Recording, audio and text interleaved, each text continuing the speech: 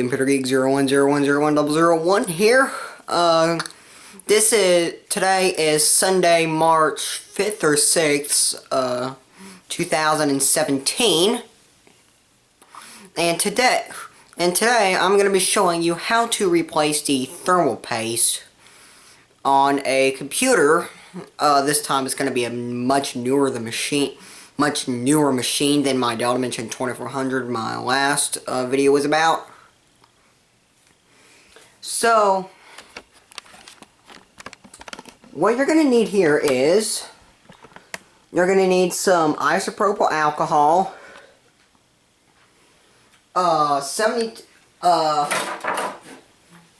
between 80 and 90%, between 90 and 100% is recommended, but all we have is 70%, so that's what I'm going to use.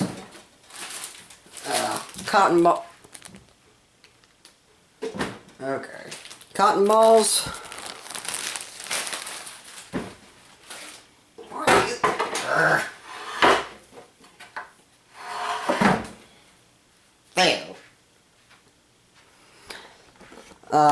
You're gonna need some thermal paste or thermal interface material.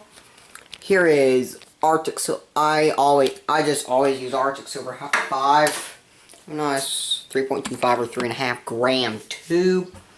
And lastly, you're going to need a computer to do this too. So the machine in this case is an HP Pavilion model P7-1020 computer.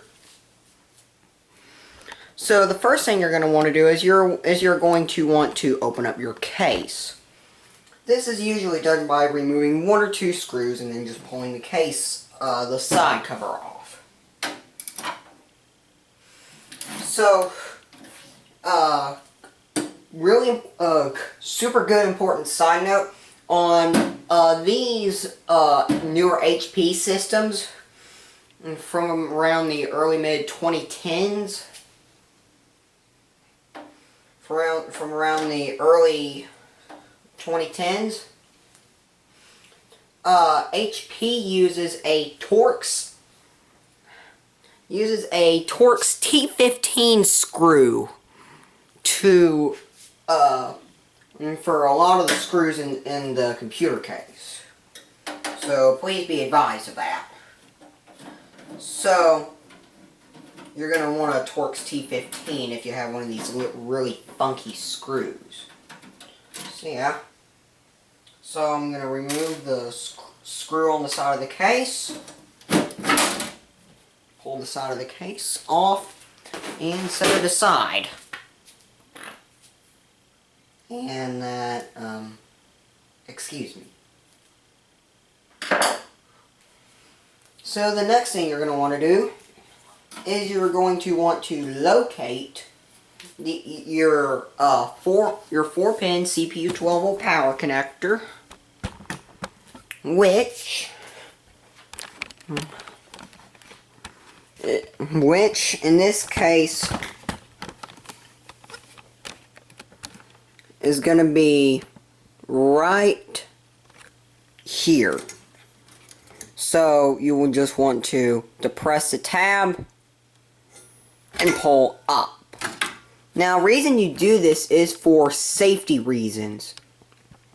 Safety of your processor reasons. Because you don't want to burn up your processor in the event that the system is accidentally kicked on while the heatsink is removed.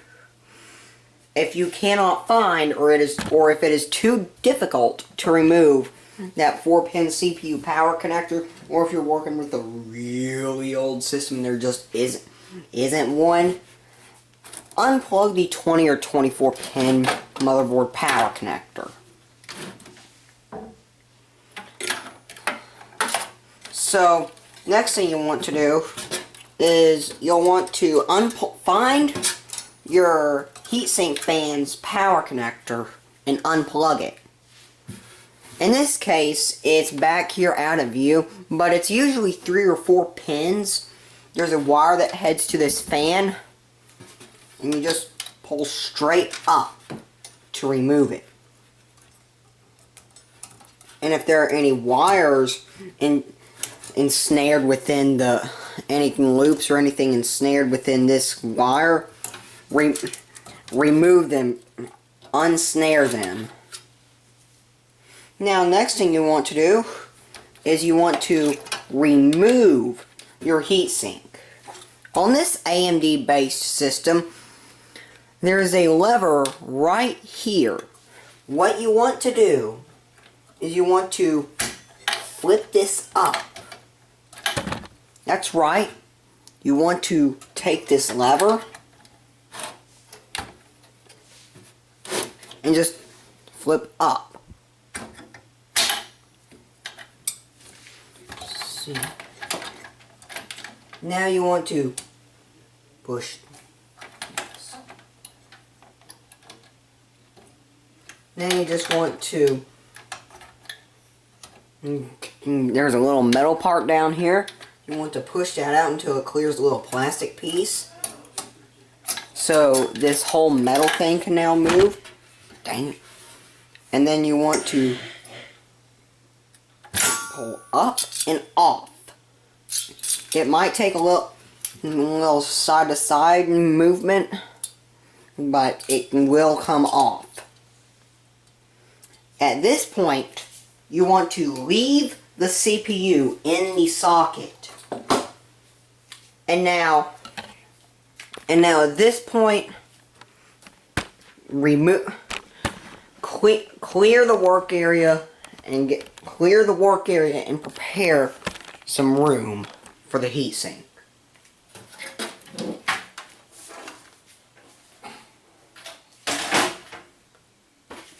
Now, let's bring the heatsink into view. Now, let's cover something here. You might wonder why thermal paste and heat sinks and stuff are important. They dissipate the intense heat generated by the processor. Without heat sinks and thermal interface material and all the modern cooling inventions we have today, your processor would just burn up. And there's no doubt about it. Like, I mean, $400 or $500 processors burning up is not good. So yeah. Now, you want to take your get a cotton ball. Kind of fluff it a little. Then, open up your isopropyl alcohol and kind of get some in the cotton ball. Make sure to shut the lid before continuing. Now, take your cotton ball and start running it on the thermal interface material on the heatsink. This will begin to remove the thermal interface material.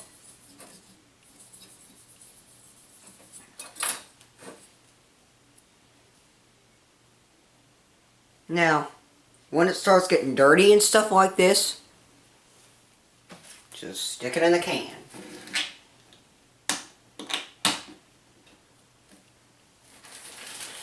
And again, grab one out.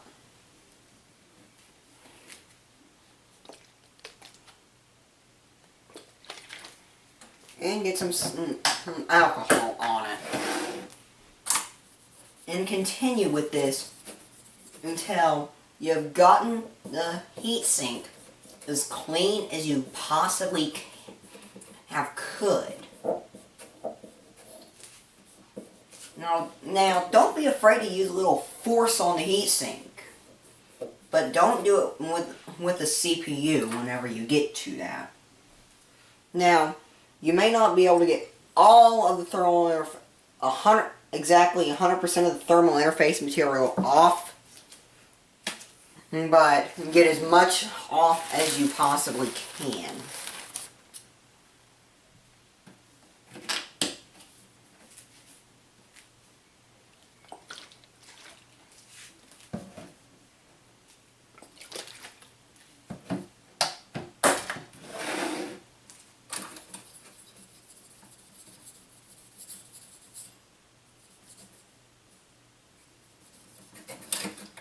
Now, keep in mind that once you have successfully cleaned your heatsink, it is very critical that you do not touch the area of the heatsink that will be contacting the processor, as it will degrade the performance of the thermal interface material.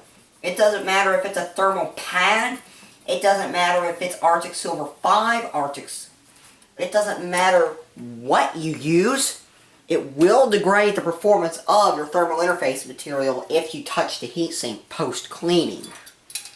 Now, once you have your heatsink all nice and cleaned up, set it aside. Now, get your system again.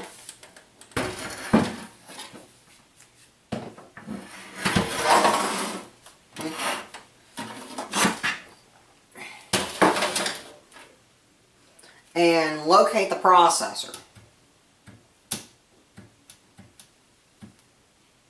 Now, there's going to be a latch. A little latch.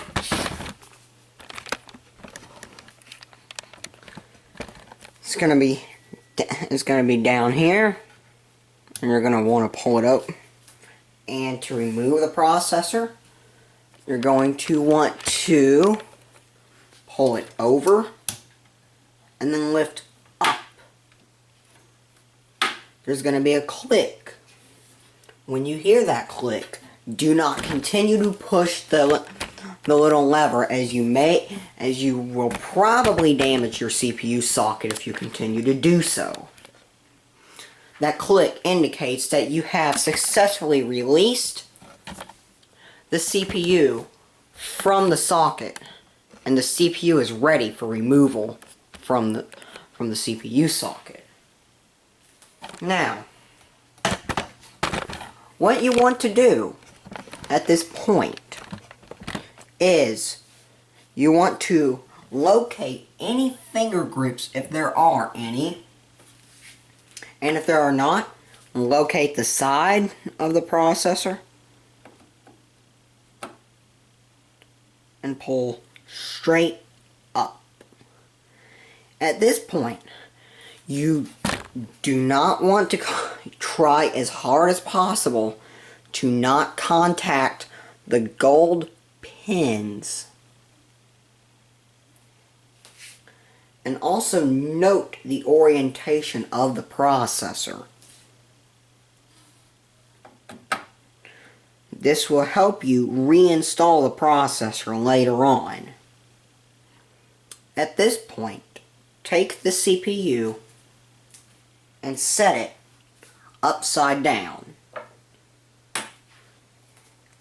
over yonder. Now, at this point, you can remove the system from the table.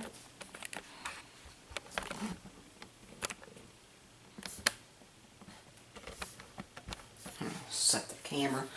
You can remove the system from the table. And go ahead, grab a cotton ball, get some isopropyl alcohol on it.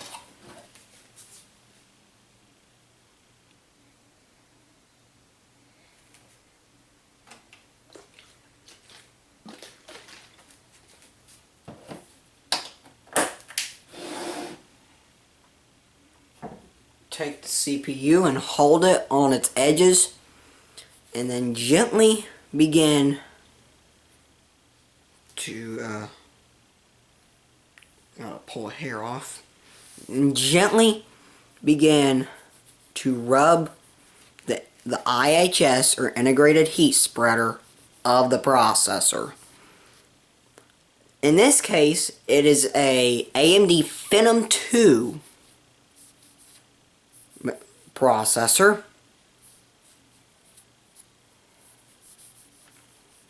As revealed by the info on the IHS. And you want to go with any type of metal pattern you see on the IHS, if you can discern any type of a pattern. If you can't, just carry on and do the best that you can. Now, if you need to, take the processor and very gently set it down on its pins.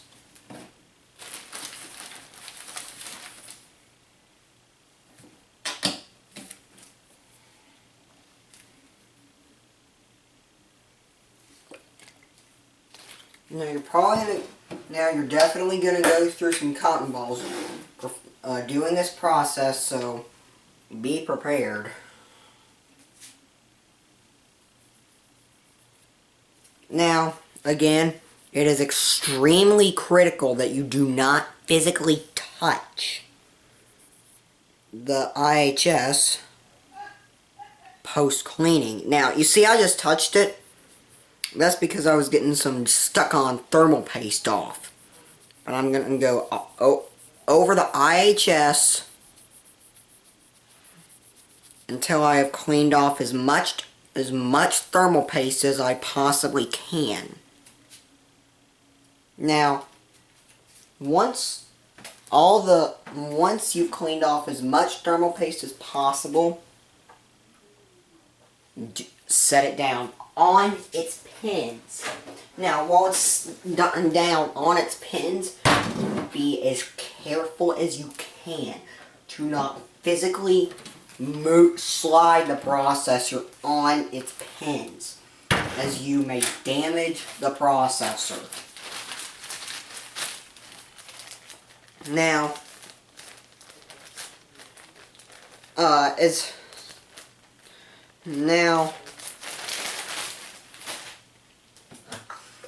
whenever you have the system back up here, you want to take the processor and install it in the socket, referencing the orientation that it was in whenever you removed it. Now that it's in, the lever that you flipped up, you can now flip back down. You heard that click? Mm-hmm. Well, that was the lever latching into place. Now, you want to take your Arctic Silver 5 or whatever thermal interface material you are using, and also get your heatsink ready for reinstallation. Again, you want to take your thermal interface material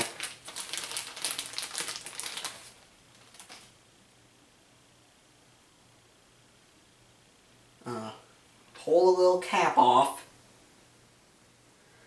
and then in the center of the processor,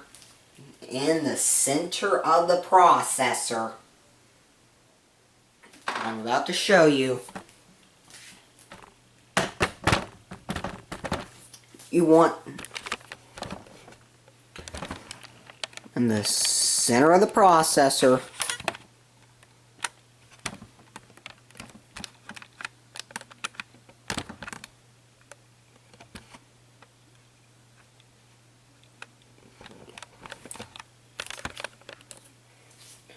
you want to get your thermal paste and in the center of the processor, go down and apply about a pea-sized droplet of thermal paste as close to the center of the processor as you can.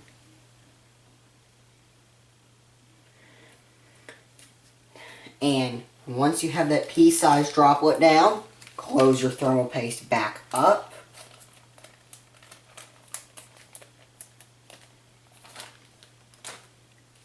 Then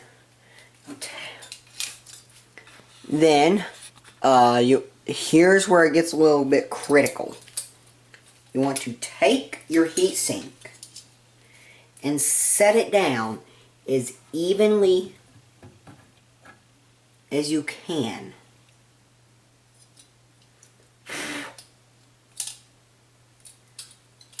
On the processor. Now, if there are any hairs on the heatsink, you must remove them. Now, if you did happen to touch the have to touch the heatsink while you're removing contaminants, go ahead, get a cotton ball, and wipe down the heatsink again. It is absolutely critical that this be as clean as possible for proper contact between the heatsink, the thermal paste, and the processor. Okay, so now that the heatsink is clean,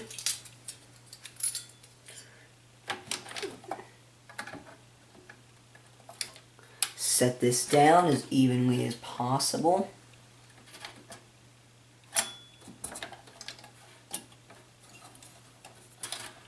Go ahead and lock and get your tabs and stuff locked in place. I hate HP's inverted motherboard design with a passion.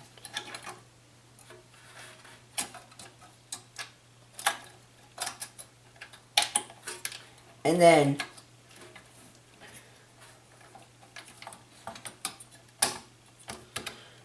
this might be a tad difficult.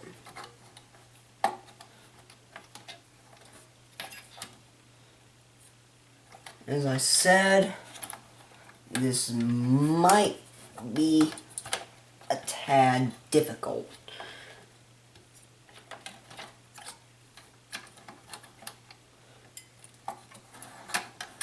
Also ensure that, okay, there we go. Also ensure that the lever is flipped all the way over. And then reinstall it and everything. And that both tabs are locked down into place. Or else this lever will not lock down your processor. Now, this lever, flip it over into the locked position. At this point, your processor and your heatsink fan, your heatsink have now been locked in place. At this point, go ahead and plug the CPU fan back in.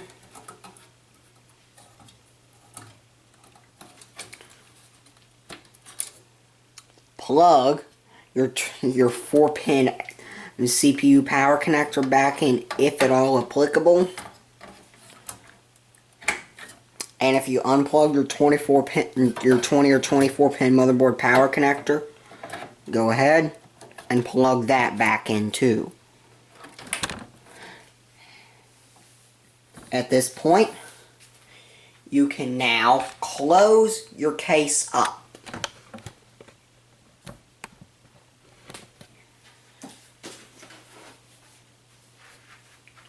So in this case, simple matter of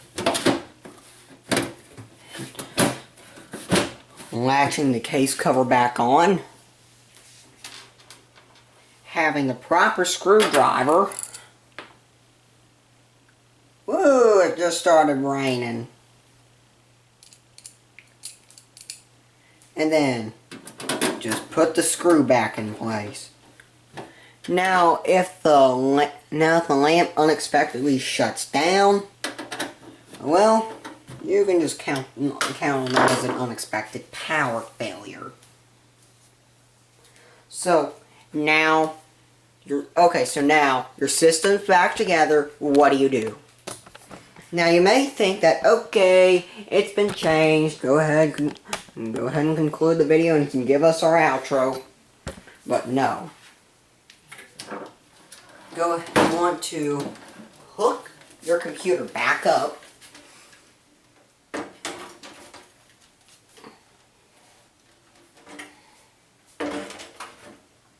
It's a little cramped. This desk is a little cramped under here as I have a lot of things. So, I'm not going to hook it up right now because it's so crammed under there. But you want to hook your system back up. Head into your BIOS setup. And then you search around for anything related to thermal monitoring or temperature monitoring, and if there is anything in there, go ahead and go in there and monitor your temperatures. If they begin to shoot up, that is a little bit expected, as this is new thermal paste and it should not, and your processor will be running for a little warm for a period of time after that. Now, if they just start getting to crazy places like 60, 70, 80, 90, like anything above 60 degrees Celsius or C is going to be concerning.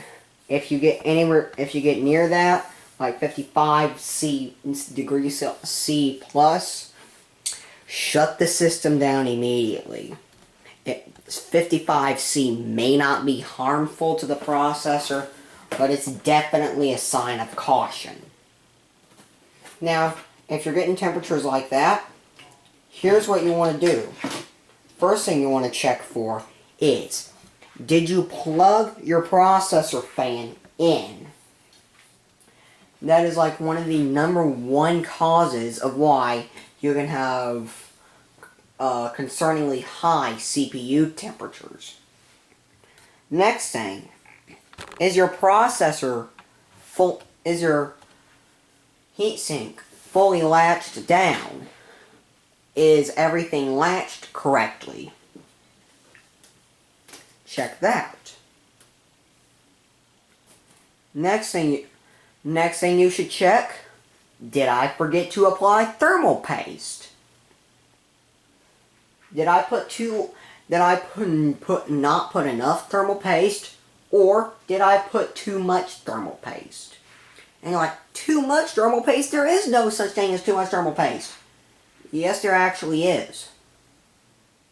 Too much thermal paste will actually turn the thermal paste into kind of like an insulating material, believe it or not.